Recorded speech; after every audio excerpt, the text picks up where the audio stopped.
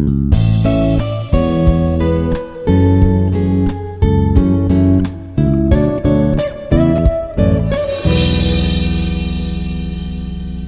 am Dr. Hanuman Prasad. I am working as an assistant professor in the Department of Chemistry at Institute of Aeronautical Engineering, IARE. And in this session, I am discussing about third module, module 3, which is gender and labor. And the topic from third module, gender and labor, that I am going to discuss in today's session is gender and employment. The contents in today's session are introduction, objectives, definition of employment, historical overview of gender and employment, finally references. Let's look at each and every content in detail. The first one is introduction. After reading about how gender influences work, both paid as well as unpaid work, that I have discussed in the previous modules, we will read about how gender impacts employment in formal manner as well as in informal manner. Okay, so in terms of this particular module, what you will understand, how gender influences work. If it is male, how it influences work. If it is female, how it influences work. So that is what you will understand about this module. Okay, so work in the sense of both paid as well as unpaid work. So I have already discussed about this in elaborated way. Then we can read about how gender impacts employment in formal manner as well as in informal manner. And we can also understand sectors of economy. We now understand how a man's world is different from a woman's world. So are man's employments different from a woman's world. So are man's employments, occupations and work opportunities that are different from that of a woman's. So in terms of sectors of economy, we understand how a man's world is different from a woman's world. So are man's employments, occupations and work opportunities different from that of a woman's. So that is what you can also understand from this module, how man's world is different from woman's world. So are man's employments, occupations and work opportunities that are different from that of women's. Okay, and you can also gain the introductory knowledge about understanding different concepts related to employments and how women are situated in the realm of work.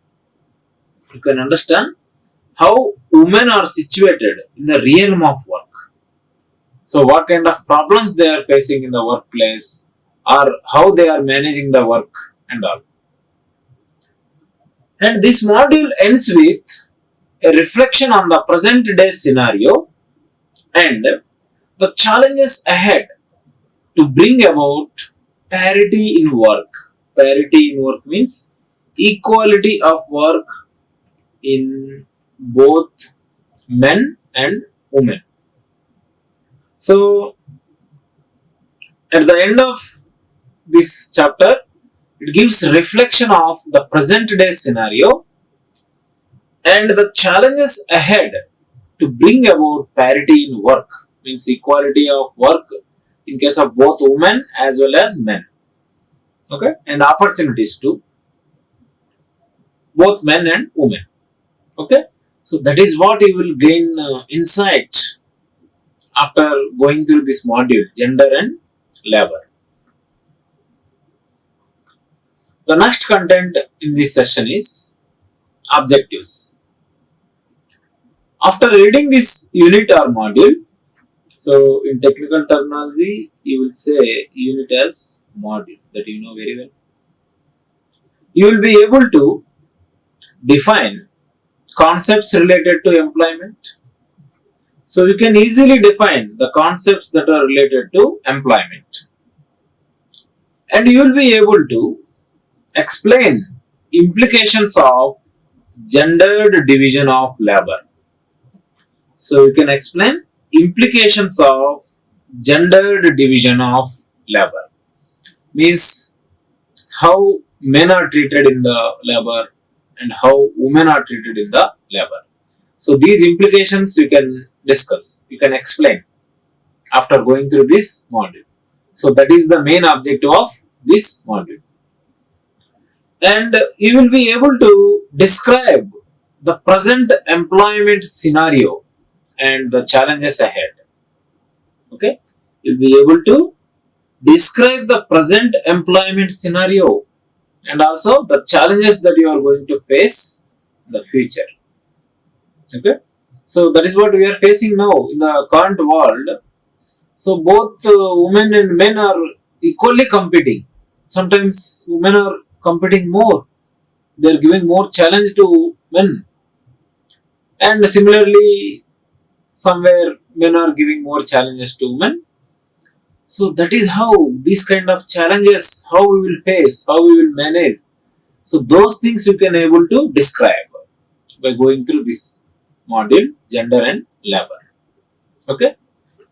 And let's go through the next content, defining employment. How do you define employment? In several ways you can do the same. Means there are several ways in which you can define the employment. Employment is commonly defined as a state of being paid in work by an individual. Okay, it is a state of being in paid work by an individual. Okay, that is what is the common definition of employment. However, there is a economist whose name is Cooley.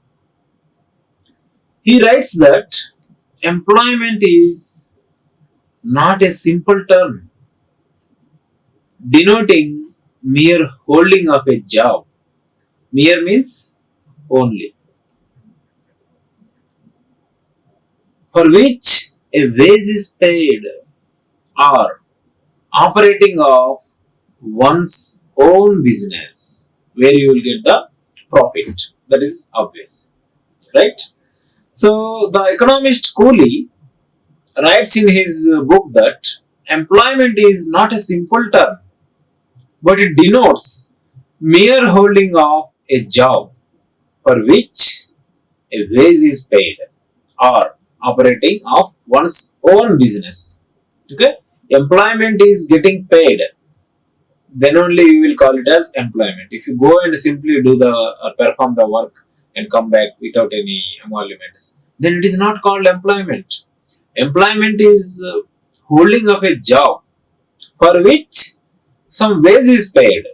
So that is what you will treat as employment. Yes. Rather, it signifies who is doing what under the circumstances he most wants to do. Okay. So this is very, very crucial to understand. In the current scenario, it signifies, means employment signifies who is doing what under the circumstances he most wants to do. Means everyone wants to do his interested thing. One wants to do one's interesting things, right? Not like forcefully doing. If he is interested in engineering, he is doing medicine, or if he is interested in medicine, he is doing some agricultural course. Not like that. So one has to do the employment, so where he is most suited, where he is most fit, okay, where he enjoys the work. So that is what this indicates, this represents, okay. It signifies who is doing what under the circumstances he most wants to do. He should be willing to do that. Then only such a person is considered as fully employed. Such a person is considered fully employed. Otherwise, it is like passing the time without any proper result. Okay? So that is why this is very, very crucial to understand. It signifies who is doing what under the circumstances he most wants to do. Okay? Then only we will call, or then only we will consider such a person is fully employed. Fully employed. So this is very, very crucial to understand. Okay? Let's discuss the next content. This is the continuation of defining employment. Let us now look at how employment is categorized by two agencies in India. So employment is categorized by two important agencies in India. So how they are categorized and what are those agencies? There are two important agencies which categorized the employment. The first agency is National Sample Survey Organization, which is abbreviated as NSSO, National Sample Survey Organization. It categorizes employment in three types. Okay, there are two important agencies in India which categorize employment, and again, the most important agency that categorizes employment is NSSO, National Sample Survey Organization. It categorizes employment into three types. First one is self-employed, means those who are involving in his own business, okay, independently, without depending on anybody. Okay, he is doing his own business. He is only responsible for benefit, or he is only responsible for loss. Okay, so whatever happens, he is only responsible. The one who is doing the self-employment, that is called self-employed. Okay, and this is one of the categories in NSSO, National Sample Survey Organization. According to this agency, you can categorize these three types: self-employed and employed on regular wage. Employed on regular wage means, so per day they will be paid wage for each day. Okay, so for example, you have committed to do a certain work in 1 month. Okay, then you will be paid each day. Okay, certain wage, whatever is discussed with the owner. Okay, means you are depending on somebody. It is not independent. You are depending on the owner. So if he gives wage late, also you have to take. If he gives early, also you have to take. But generally, all the owners mostly gives the wages or salaries little late. Okay, depends on the situation. Sometimes they may give more late, also they may take more time. Okay, so this is depending on the owner. This category is employed on regular wage. And third category is employed on casual wage. Casual wage means it may be monthly or annual package. Means getting paid monthly. Casual wage. Okay. So casual wage means as usual. So those no one wants in the olden days. People wants wages for each day. But no one wants for each day nowadays. The current scenario, people wants once in a month, right? And it will be decided as annual package. For example, if one is getting paid 1 lakh rupees per month, then he will be said to take an annual package of 12 lakhs per annum, 12 LPA, right? So these three are the categories of employment in NSSO, National Sample Survey Organization. What are the three categories? Self-employed, employed on regular ways, employed on casual ways. And there is one more agency in India which also categorizes employments. So that organization is Census of India. Census of India. You know that census is nothing but population count organization. Okay. So I have discussed already in the previous sessions. Census of India is an organization which will also categorize employment of workers in the following manner: main workers, marginal workers, cultivators, other workers.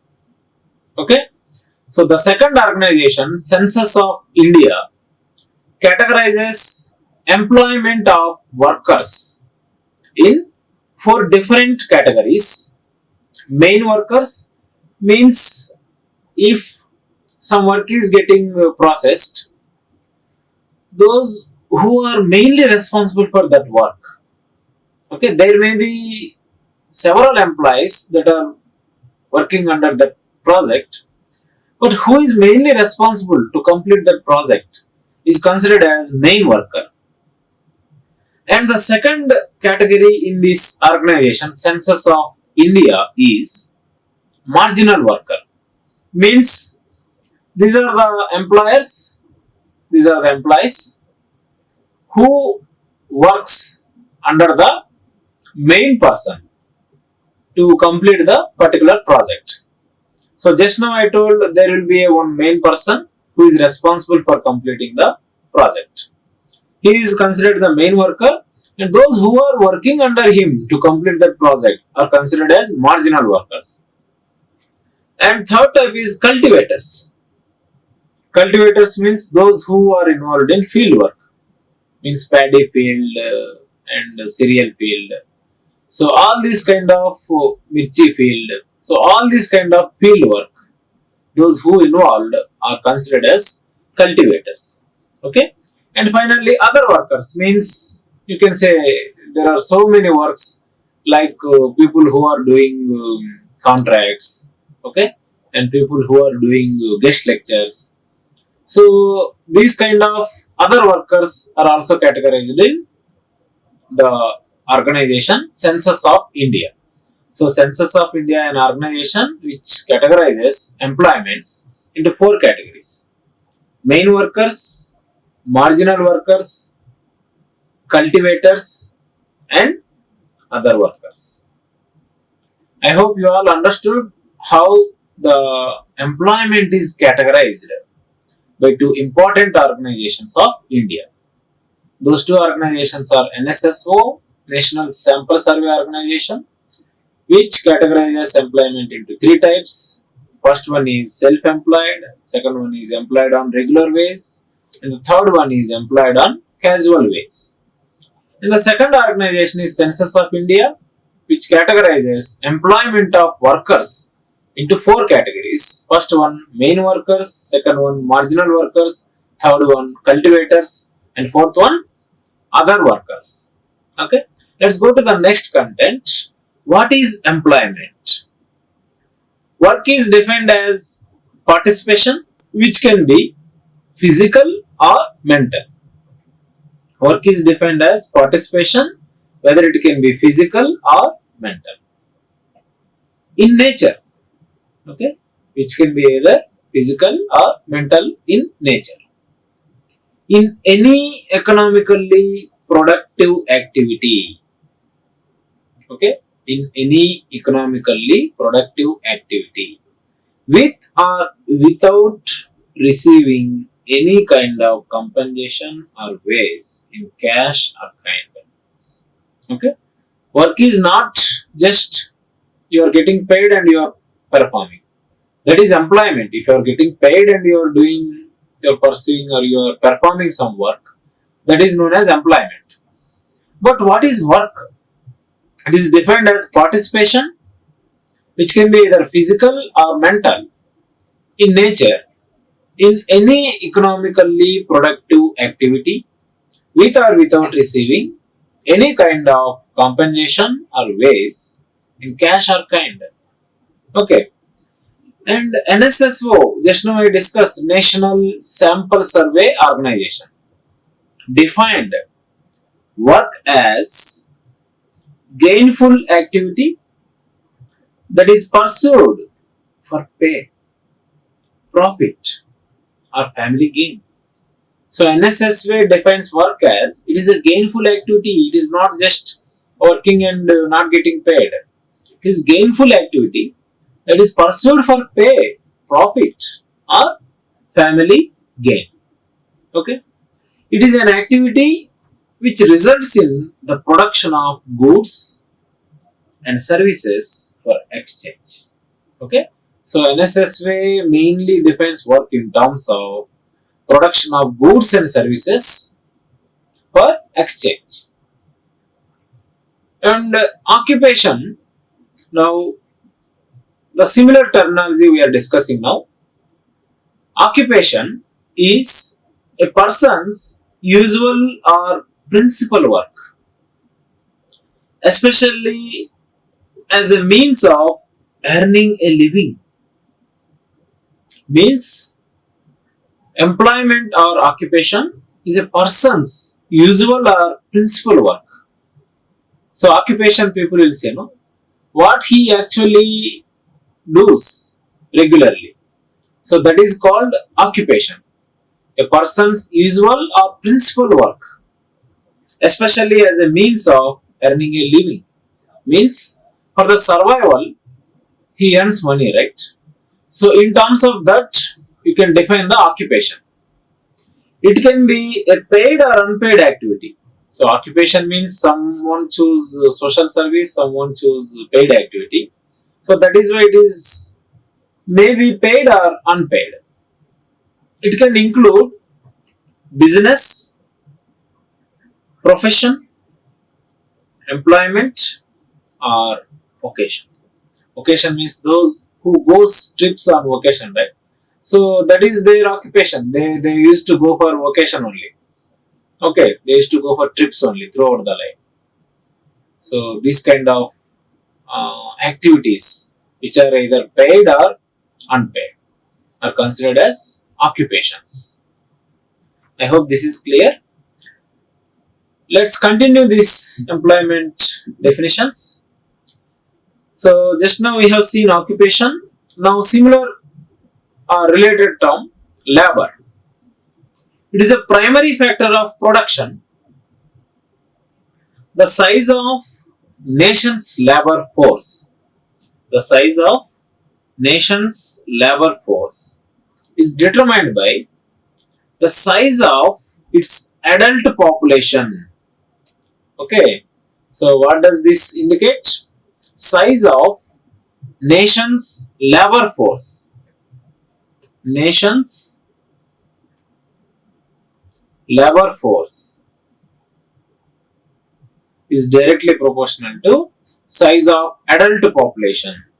Means only adults are responsible for producing effective or productive work, right?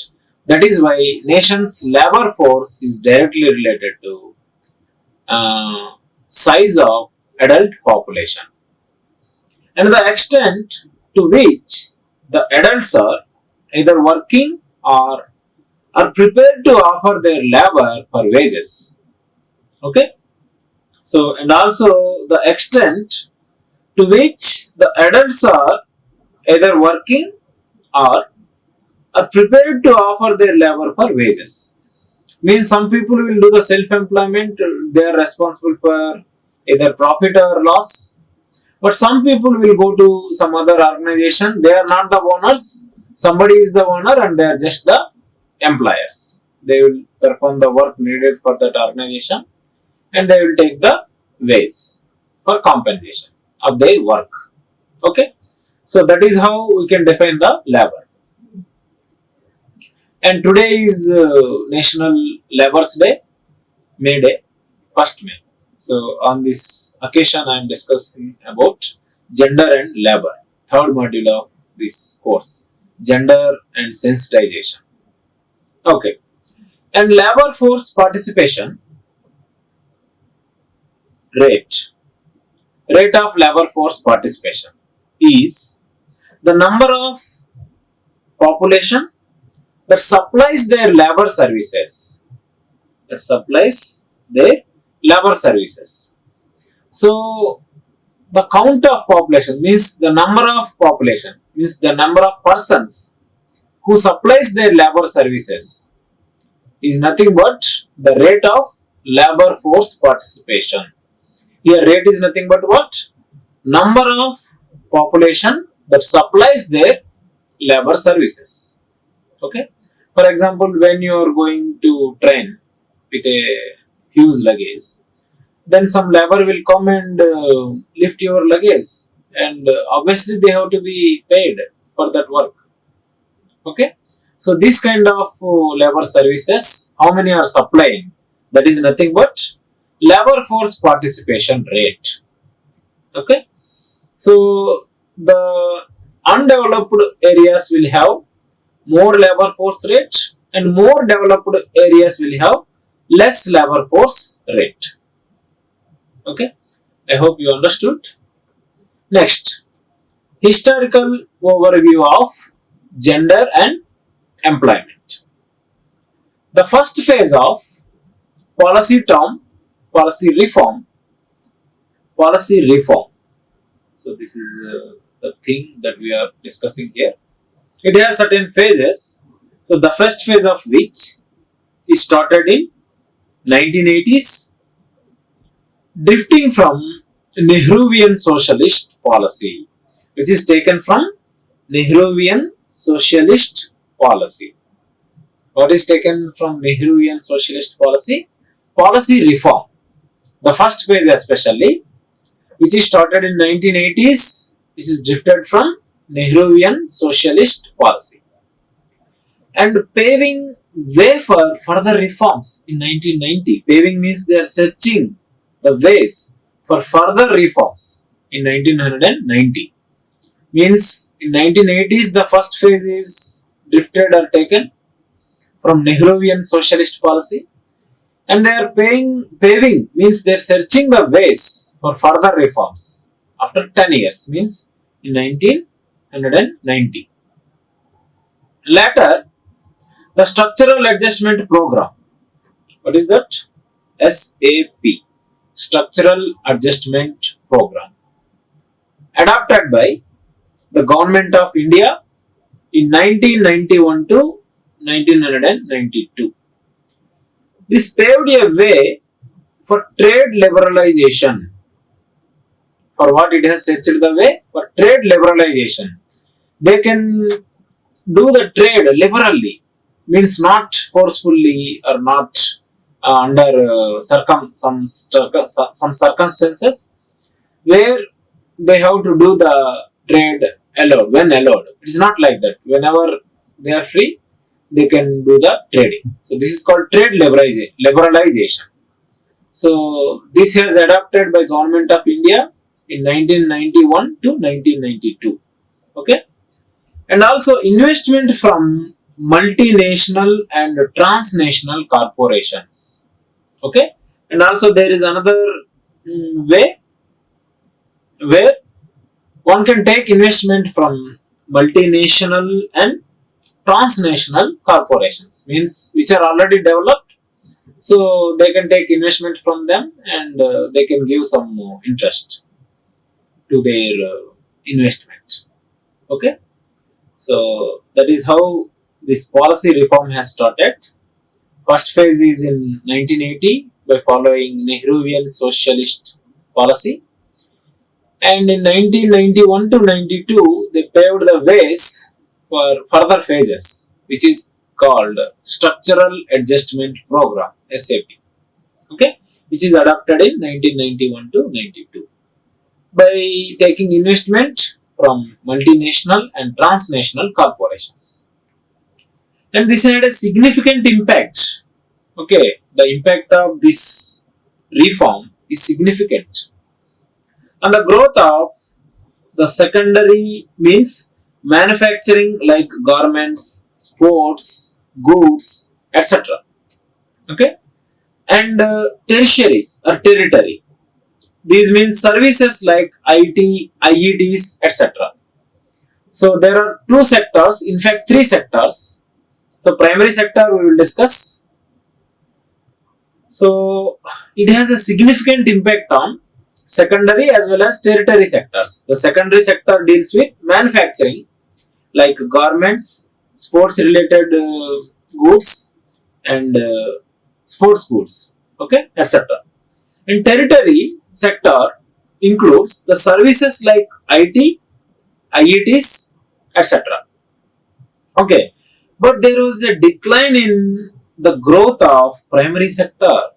It has significant impact on secondary as well as tertiary sectors. Secondary sector deals with manufacturing like garments, sports goods, etc. Territory sector deals with services like IT, IETs, etc. But there was a decline in the growth of primary sector, which is agriculture, fisheries, and allied activities, etc. Okay, so in terms of primary sector like agriculture, fisheries, and allied sectors, there was a decline in the growth.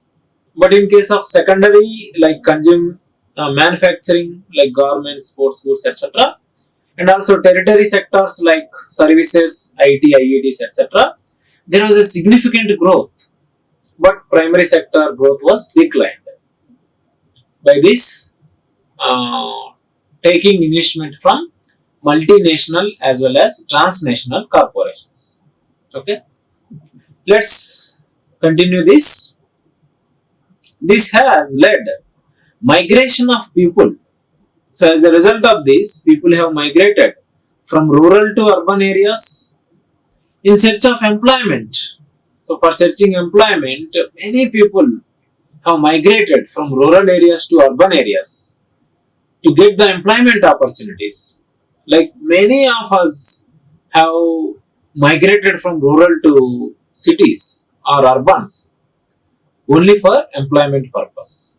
Means survival purpose. If you have employment, then only you can survive. Whether it is any kind of employment, self-employed or employed on regular wage or employed on casual wage. Okay? And thus trade liberalization, economic growth, and low productivity in primary sector brought this shift in employment pattern. Why this primary sector growth was declined? Because of this migration only. People have migrated from rural to urban areas.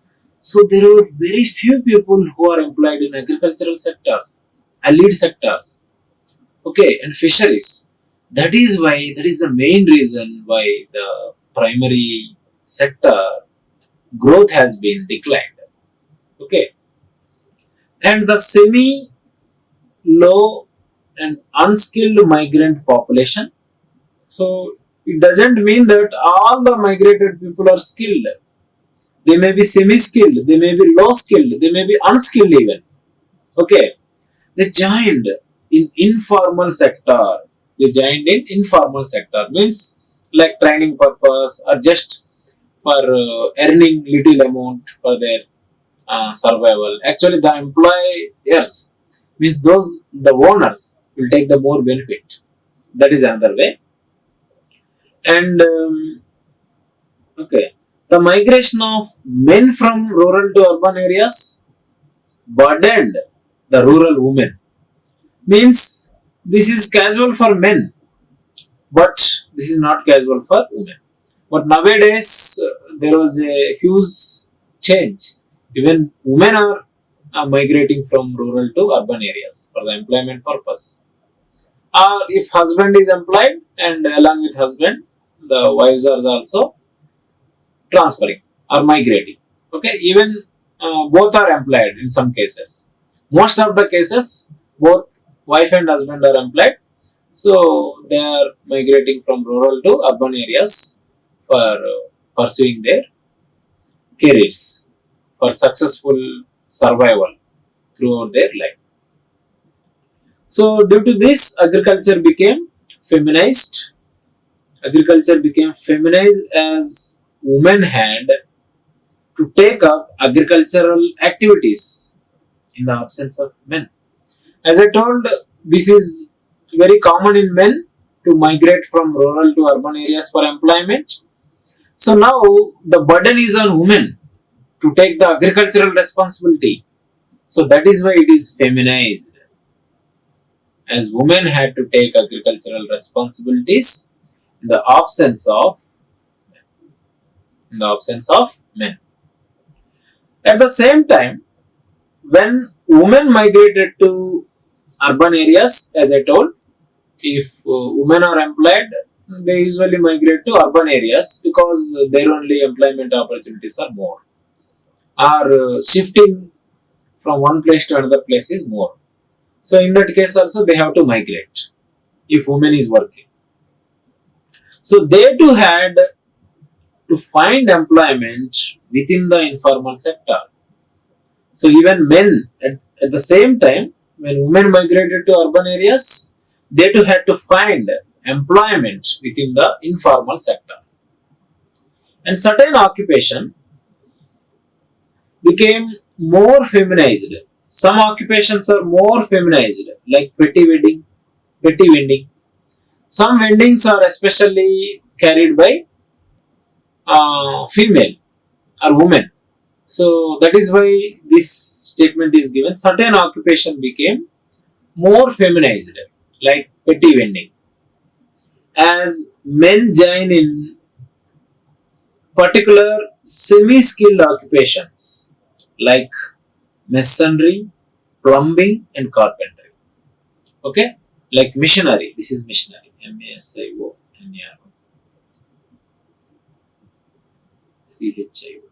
Okay, like missionary, plumbing, carpentry, etc. So sometimes when men are semi-skilled or unskilled, they used to go for small kind of employments where they can perform their work, like missionary, plumbing, carpentry, etc. Okay, so like that only women also are specialized to do some petty vending. Okay, so thus, so in final conclusion of this gender and employment became more gender segregated. Employment became more gender segregated. But now we can conclude that almost all the employment achieved gender sensitization. Means both men and women are equally treated with respect to their employment. Both are equally employed. Okay, both are equally earning money. So the gender sensitization has achieved in terms of employment, that we can say undoubtedly. Okay,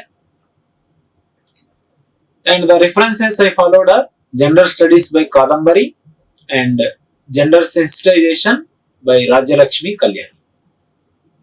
Thank you very much for your kind attention. Like, share and subscribe. Hit the bell icon for more updates.